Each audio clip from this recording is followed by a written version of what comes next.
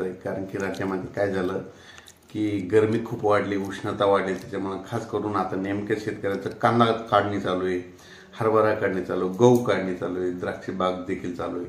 म्हणून खास करून हे अवकाळीचा एक अंदाज शेतकऱ्यासाठी देण्यात येत आहे. शेतकऱ्याला सांगू इच्छितो 29 मार्च 29 मार्च 30 मार्च आणि 31 मार्च दरम्यान राज्यामध्ये पूर्व विदर्भ, पश्चिम विदर्भ, मराठवाड्यामध्ये, मध्य महाराष्ट्रामध्ये विखुरलेल्या स्वरूपाचा एक अवकाळी पाऊस येणार आहे. म्हणून हा अंदाज सर्व शेतकऱ्यांना लक्षात घ्यायचा.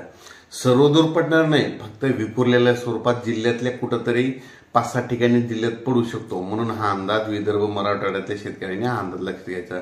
29 मार्च, 30 मार्च आणि 31 मार्च दरम्यान कोकणपट्टी दरम्यान देखील थोडं काही भागामध्ये पाऊस असणार आहे. म्हणून ही अंदाज लक्षात घ्यायचा.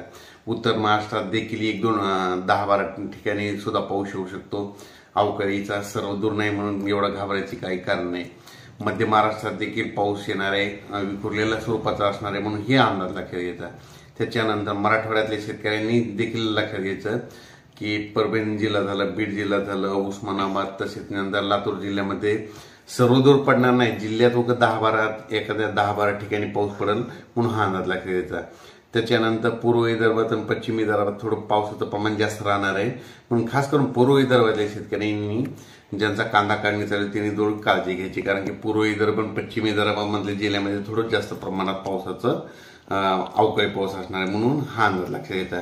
पण राज्यात हा सर्वदूर पाऊस पडणारच नाही, फक्त विखुरलेल्या स्वरूपात आहे म्हणून हा अंदाज